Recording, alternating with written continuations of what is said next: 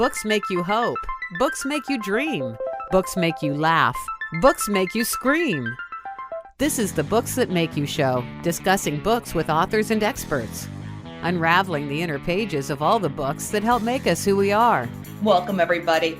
It is time for the Books That Make You show. I'm your host, Desiree Duffy, and today we're talking about books that make you embark on a transformational journey.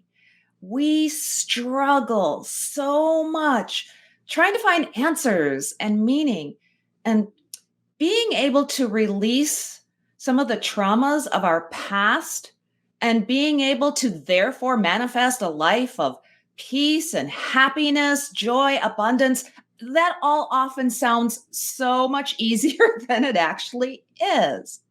But reading about somebody else's journey can often help guide us on our own.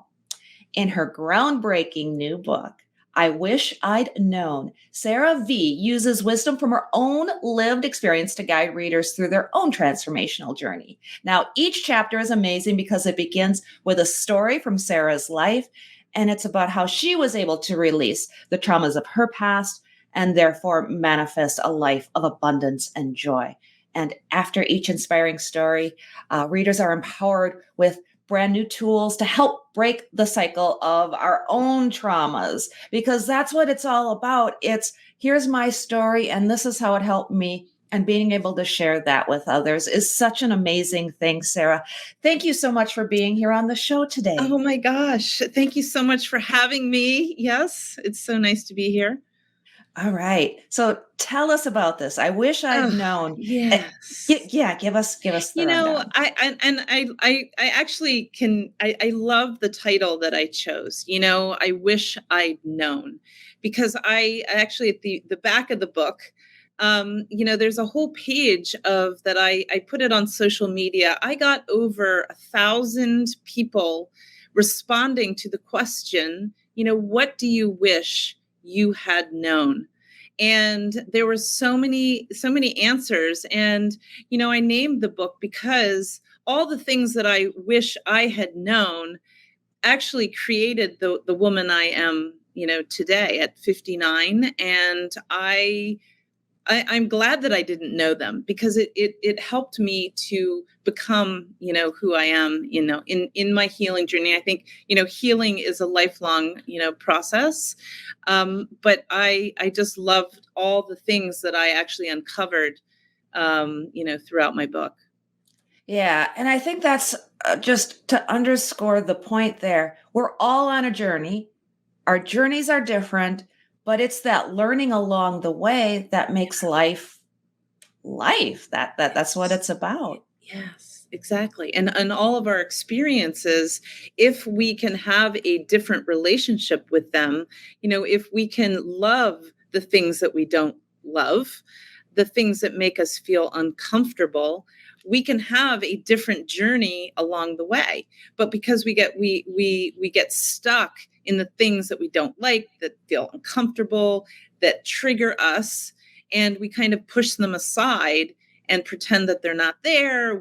This is how addictions start, because we don't want to deal with them. But I just want to let you know that they're still going to be there, whether you exercise too much. I'm actually bringing in some of the things that I did to try to pretend that they weren't there, which was over exercising. I was speaking with somebody, a couple of days ago, and I'm like, oh my gosh, I used to be so, hard on myself. Like, that was my addiction, to pretend that my trauma wasn't there. I would over exercise. I would exercise twice a day. My body started to break down. And then when that didn't work, I tried to go shopping and buying new. I love clothes, but I was buying them for a different reason. I was buying them because I was trying to fill the emptiness of what I was feeling. So we can think that we can, kind of push all this and pretend that they're not there. But every single one of us on this entire planet has had some sort of trauma and pain. Trauma is trauma. For a child, it's an interpretation of an experience that we're having in the mind of a child. And we can take all those stories and know that they're not real when we're older, but the energy of the trauma is still in our bodies. Yeah. You're touching on a couple of different through lines that I feel that this show has had for the last several years. I talk to so many authors, and whether they've written a memoir, whether they're a doctor with a degree, they're a psychologist, they're somebody who works with children, there's somebody who wrote a spiritual journey, or some kind of combination. What it boils down to so often is addiction, coming in all of those different forms, like you're saying. And I think it's important to just go back and talk about the fact that you say you were addicted to exercising, because a lot of times we're told this thing that can help us actually becomes a thing that we become addicted to. Is that what you feel happened with you? So say the question again, the addiction, what? That the addiction, you felt that you were over exercising, that thing that you felt were told was going to help you. It's a benefit. We're all supposed to exercise, right? Yeah, yes. So I want to touch on that, because the exercise, it wasn't about the exercise. Yeah, I still exercise five days a week, but the story that I was connected to was about validation. Like, if my body was perfect, if my body matched to, what society, I'm a very curvy, muscular woman. But it wasn't about the exercise. It was, there was never enough, because I was trying to find the validation outside of myself, rather than knowing that, now I exercise because I move energy. It makes me feel better. I like, I'm very, very accepting of my body. As we grow older, we don't have what we used to have when we were in our 30s. But I think the addiction, it isn't about the thing. It is about what we're getting from it. So it's called a complex equivalent. If I exercise, then people will think that I'm, sexy, or, that they compliment me or whatever. And then that makes me feel loved. Everything, the bottom line is to feel love. That's it. That's what everything is all about. I really have kind of untangled all this, because really we all want exactly the same thing. And it comes down to love, but we cannot, first we have to have it for ourselves, and then we become the energy of it. And then we're able to attract it on the outside. So my addictions, my over exercise, my over shopping or whatever, was really about validation, which really was about, love that I was trying to receive from the outside. And how does that tie into the 3 ways to find inner bliss that you talk about in your book? Yeah. Because we really can't find inner bliss unless we are feeling blissful, the energy. I have this saying, wait, I want to get it straight. I always mess it up, but your inner feeling is your magnet. And if you are not feeling blissful, the energy, every emotion that we have, has an energy to it. And so every feeling, every emotion has an energy. And if we are not feeling emotion, if we are not feeling the energy of that emotion, you're not going to attract it. Does that answer your question? So the 3 ways, I think the 3 ways are, first, we get to be the energy. And, second, we know that we can't find it from the outside. And I think the 3rd way is that we get to do this journeying work, this finding the bliss in our lives in very small ways. We can change ourselves in very, small incremental steps in order to get and to feel the way that you want to feel in your life, whether it's bliss, whether it's love, whether it's abundance. We've got to be the emotion before we can attract it. In your book, you talk about becoming a cycle breaker. Yes. Yeah. Tell us about that. Oh my gosh. So this has been so fascinating because it's, this healing journey, because I'm doing this whole campaign of the sexy on the other side of healing, because we don't feel like, healing is very sexy because it's uncomfortable. We have to feel these feelings.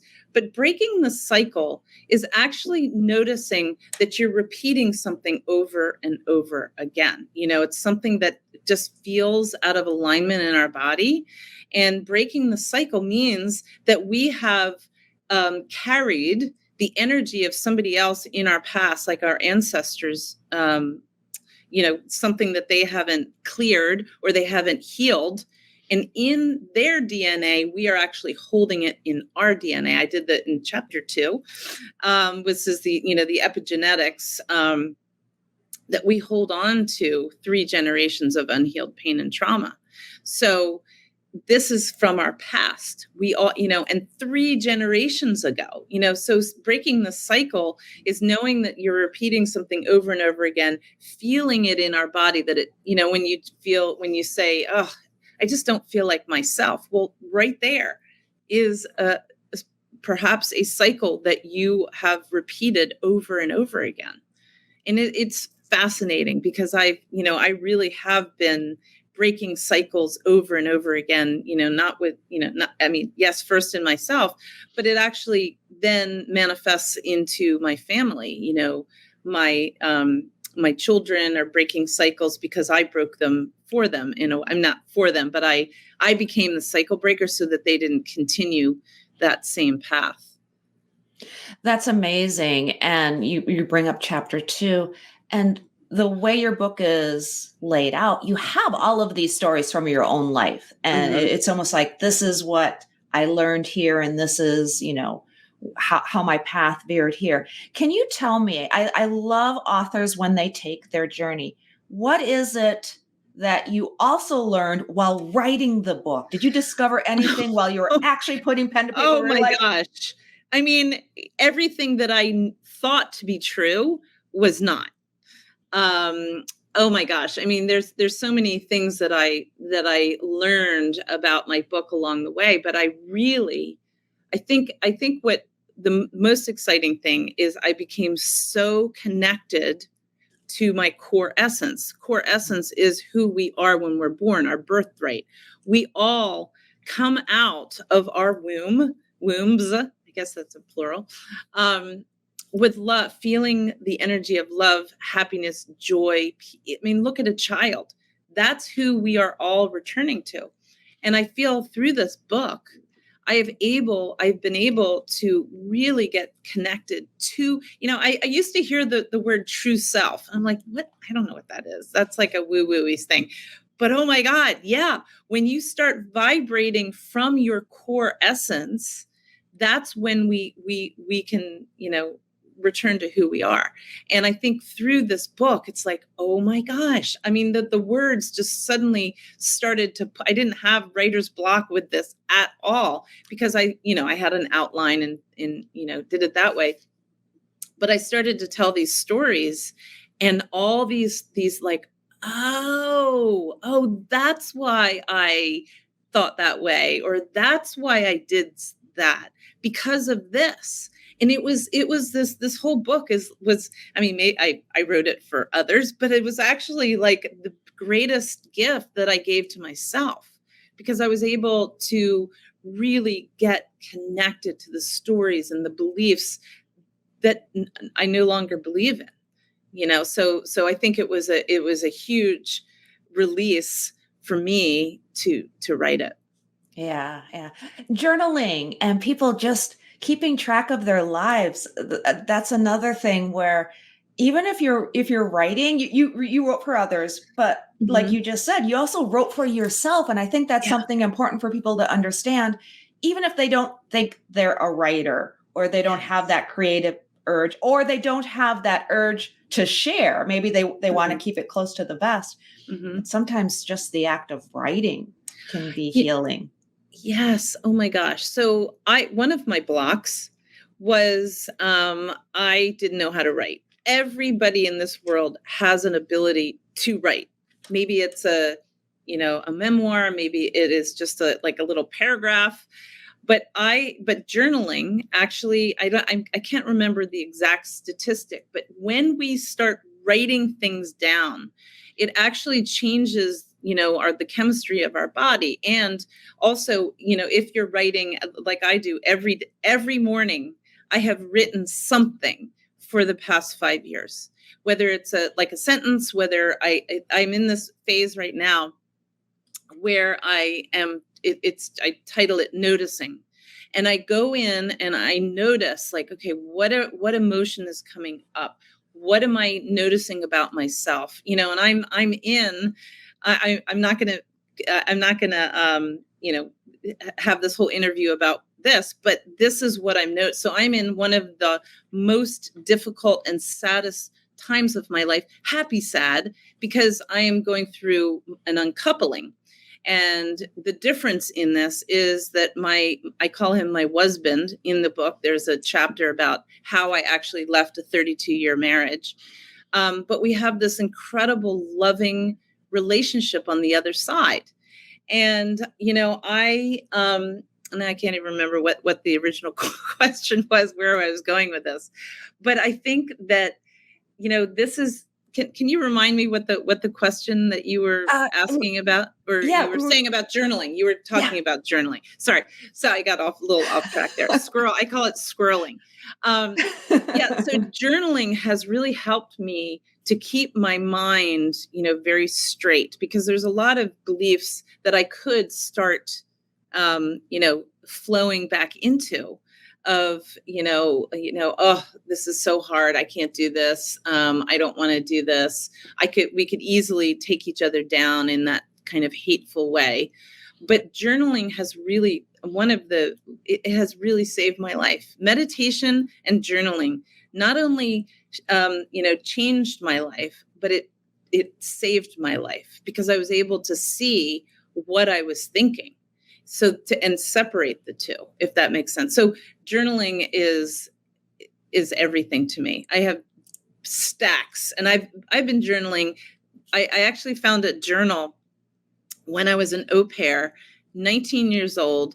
I was still journaling then, and I have journaled all through my life, about circumstances. So I've always kind of been connected to myself, but after writing this book, I feel like almost like 95% connected to my core essence.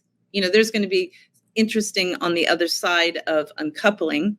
And I've actually, and I started writing about, because people kept saying, oh, it's the end of your marriage. It's so sad. But what I started to write rather than end is I said, no, this part of my life is now complete.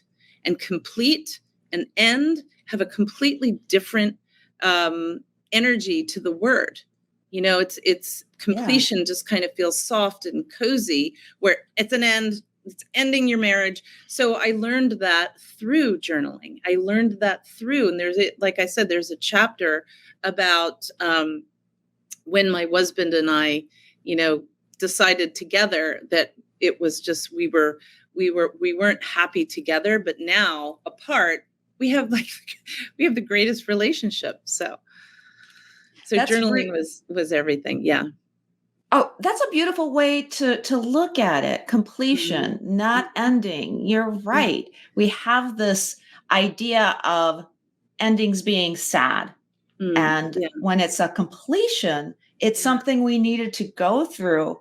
It can be a very, as they say in the romance world, it's a happily ever after type of a thing. Yeah, it really is. And I refuse to use the D word and the X word, because I don't believe in those words. And the words have an energy. You hold that energy inside of you. So I think that, we have the choice to use, words that make us feel better. Now, I want to ask you what you might be working on next. But first, can we touch on playtime Mm. and your inner child and having Oh, fun. yes. Yeah. Oh, that's been one. So that there's another chapter in the book, and it's called reparenting. And reparenting is actually parenting yourself, that little self inside of all of us, in a completely different way. I was brought up with an English mother, and the way that we healed ourselves was to drink a lot of tea. She would say, oh, Sarah, don't be silly. Just go have some tea. I drank a lot of tea, as I said in my book. But I was very responsible. Everything, that she would say to me, Sarah, I can't stand the giggling. So I wouldn't laugh.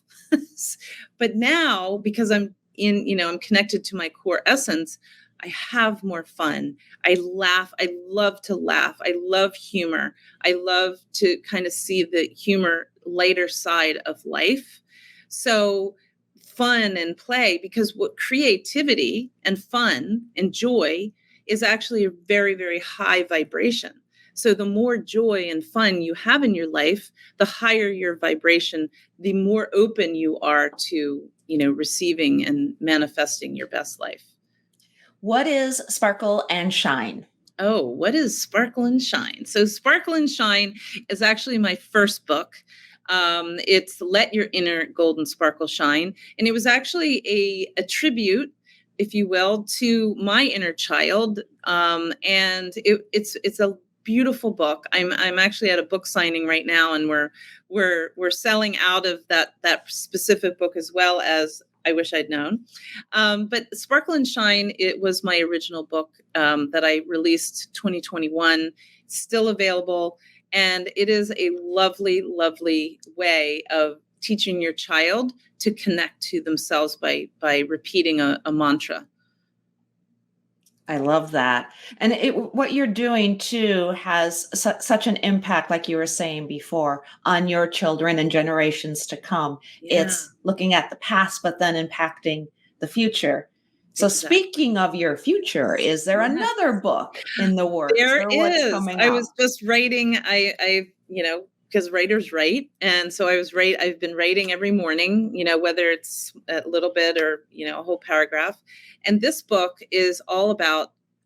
So it's called Living with Lakshmi. Lakshmi is the goddess of abundance and wealth, Mhm. and it's a spiritual guide to living rich. And I use the word rich because that's kind of a trigger word for people, like, oh, well, but richness is actually how to live. It's creating an incredible abundance in your life. And so this will be out in 2023, and it's similar. I mean, it's going to be, similar size, similar ideas. I give, tools to live, abundantly. And it's, again, a memoir of why I lived with somebody else's energy, which was very scarce. And I didn't, and self-love and all that. So it's something that I'm working on right now, but it's, I can't stop writing now. Right. Once that bug bites you, it's really hard to Yes. resist. Yes. Yes. What tips or advice, suggestions might you have for somebody listening or watching right now thinking, could I actually do that? Could I write? Could I journal? How would you suggest that they get started? I think the most important thing that we get to do as all human beings is to get quiet, to learn how to slow down and get quiet. Quiet meaning to turn off those 70,000 thoughts in your mind that we have every single day, and just stop and just start to slow down. And, if meditation is something that you can do, great. But you can meditate while you're walking outside. It's being present and calm and focusing on what is actually ahead of you, rather than, being either living in the past or in the future. I call it, when we live, in a straight line, we're either living in the past or in the future. But actually, when you live vertically, meaning connected to higher power or connected to earth, we are more present. And this is the philosophy that I've really, really have been practicing. So, and another thing, yes, we get to be quiet. Consistency. We have to be consistent. We cannot do this work once every 3 weeks and think that we're going to do it. I have been doing something. I was writing in my journal actually yesterday about how consistent, and I am impeccable to my word. But people come in to work with me and they're like, well, how long is this going to take? I'm like, well, how much are you going to be, willing to work on this every single solitary day? There is not a day that goes by that I'm not thinking, reading, improving. And also, but I always start off by being quiet. So getting quiet and consistency is so important. Yeah, I can see that. I think too, priorities, making sure that we know that ourselves, we, us, me, I'm a priority. Because, a lot of times people want to go out and help fix others, do all of this stuff out there. They're busy at work, and there's always these excuses. I have to get my work done. Mm-hmm. How much time can I devote to myself when I have all of this work to do? And I think it's important that we realize that we're important. Yeah. Oh my gosh. And the whole adage that if you put your self first, you're selfish, you're entitled. I mean, I had all that. I had people saying that. So, but I don't listen to that. Put yourself first. Whatever you do, whatever you're doing, put yourself first, and you're not selfish, because bring your best self, your highest self, to whomever you are helping or whatever you are doing. It makes all the difference. It absolutely does. Sarah Vie, author of I Wish I'd Known. Yes. There it is. There it is. Tell us where people can find you online, your website. Yeah, so I have a book portal, and it's called books.sarahvie.com.